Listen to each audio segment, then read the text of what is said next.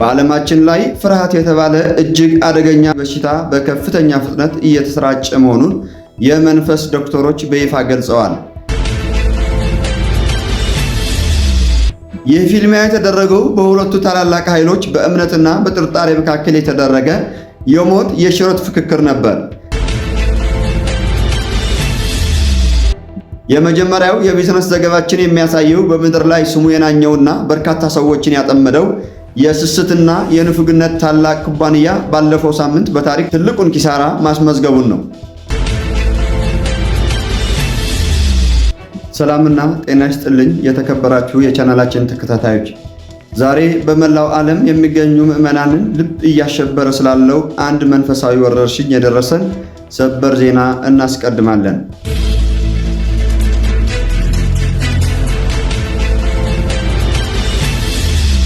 በዓለማችን ላይ ፍርሃት የተባለ እጅግ አደገኛ በሽታ በከፍተኛ ፍጥነት እየተሰራጨ መሆኑን የመንፈስ ዶክተሮች በይፋ ገልጸዋል። ይህንን ወረርሽኝ በአሁኑ ሰዓት የሰዎችን እንቅልፍ እየነሳ እንደሚገኝ የገለጹት ዶክተሮቹ የበሽታው ዋና መነሻ ከእግዚአብሔር ቃል መራቅ እንደሆነ በምርመራቸው አረጋግጠዋል። በመጽሐፍ ቅዱስ ዶክተሮች እንደገለጹት ይህ አደገኛ በሽታ በሰዎች ላይ ሲጀምር የሚያሳያቸው ዋና ምልክቶች ታውቀዋል። እነሱም ስለ ነገ ከልክ በላይ መጨነቅ፣ የእግዚአብሔርን ጥበቃ መዘንጋት፣ በትንሽ በትልቁ መርበትበት፣ ተስፋ መቁረጥና በክፉ ወሬዎች ልብን ማስጨነቅ ናቸው። ይባስ ብለውም በሽታው ሲጠናከር ሰዎችን ወደ ፍጹም ተስፋ መቁረጥና እግዚአብሔርን ወደ ማማረር የሚያደርስ አስፈሪ ደረጃ ላይ እንደሚያደርስም ባለሙያዎቹ ጨምረው አስጠንቅቀዋል። ይሁን እንጂ ይህ ወረርሽኝ ሙሉ በሙሉ የተረጋገጠ መከላከያና ፈውስ እንዳለው የታወቀው ታላቁ የወንጌል ስፔሻሊስት ቅዱስ ጳውሎስ ለጋዜጠኞች በሰጡት መግለጫ ተናግረዋል። ዶክተሩ እንዳሉት እያንዳንዱ ምዕመን ራሱን ከዚህ መቅሰፍት ለመጠበቅ አራት ዋና መከላከያዎችን በአስቸኳይ መጠቀም ይኖርበታል። የመጀመሪያው መከላከያ የፍቅርና የኃይል መንፈስን በጸሎት መለማመድ ሲሆን፣ ሁለተኛው ደግሞ ዘወትር በእግዚአብሔር ቃል ላቦራቶሪ ውስጥ መታደስ ነው። በሦስተኛ ደረጃም ሁልጊዜ በምስጋና አየር ውስጥ መኖር ነው። በመጨረሻም ፍጹም እምነት በሆነ ራስን ለታላቁ አባት አሳልፎ መስጠት እንደሚያስፈልግ አሳስበዋል። ታላቁ ዶክተር ቅዱስ ጳውሎስ ስለዚህ ሕመም ባወጡት የሕክምና ማዘዣ ሰነድ ላይ እንዲህ ይላል። እግዚአብሔር የኃይልና የፍቅር ራስንም የመግዛት መንፈስ እንጂ የፍርሃት መንፈስ አልሰጠንምና። ሁለተኛ ጢሞቴዎስ ምዕራፍ 1 ቁጥር 7። የመጀመሪያውን ሰበር ዜናችን በዚህ ካጠናቀቅን አሁን ደግሞ በቀጥታ ወደ ሁለተኛውና መላው የስፖርትን ዓለም ወዳስገረመው ታላቅ መንፈሳዊ የከባድ ሚዛን ፍልሚያ እንሸጋገራለን።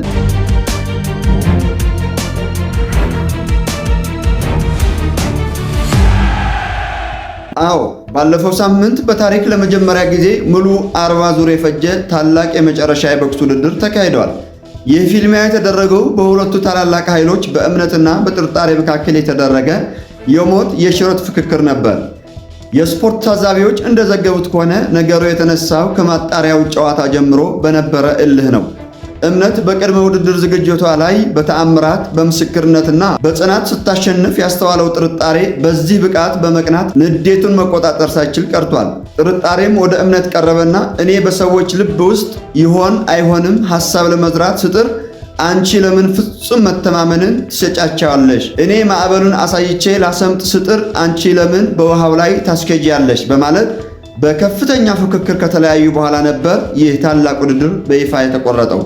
ውድድሩ ሲጀምር በቦታው የነበሩ ታዛቢዎች እንደገለጹት ከሆነ ጥርጣሬ በራሱ የሐሳብ ውዥንብርና የሰዎችን አእምሮ መናወጥ ጉልበት በመተማመን እጅግ ከፍተኛ ጉራውን ይነፋ ነበር።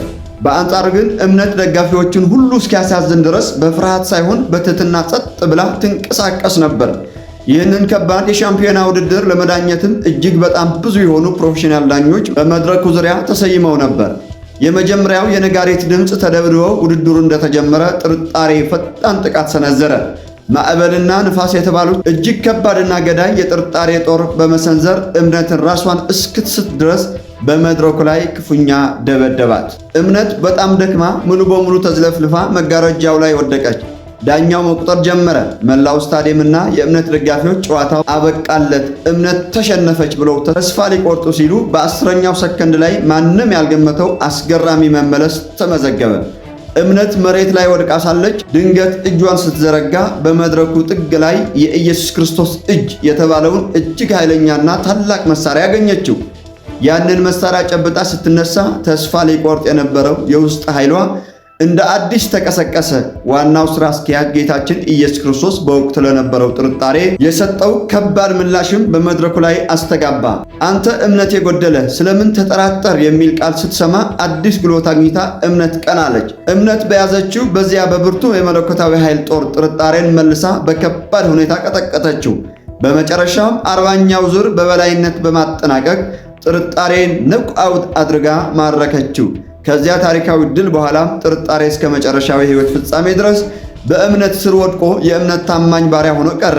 ጨዋታው በእምነት ፍጹም አሸናፊነት ተጠናቀቀ። አስደናቂውን የስፖርት ዘገባችንን ካየን አሁን ደግሞ በቀጥታ ወደ ዕለቱ የመጨረሻ የቢዝነስና የገበያ መረጃዎችን እንሸጋገራለን።